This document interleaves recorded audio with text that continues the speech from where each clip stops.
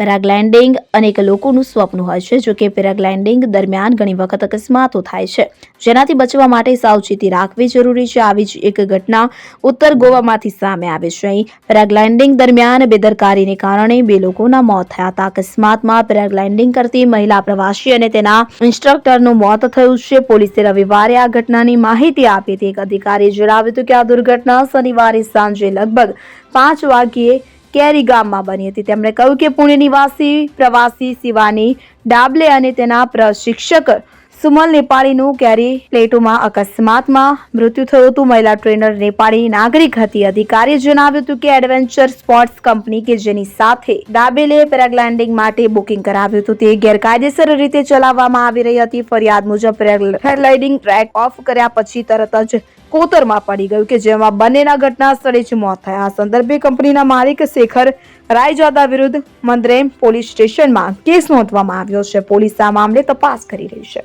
Bureau report CN24 news. હવે જુઓ દેશ દુનિયાની તમામ ખબરો તમારી આંગળીના ટેરવે. ઉઠાવો મોબાઈલ અને Google Play Store પરથી ડાઉનલોડ કરો અમારી CN24 ન્યૂઝ મોબાઈલ એપ.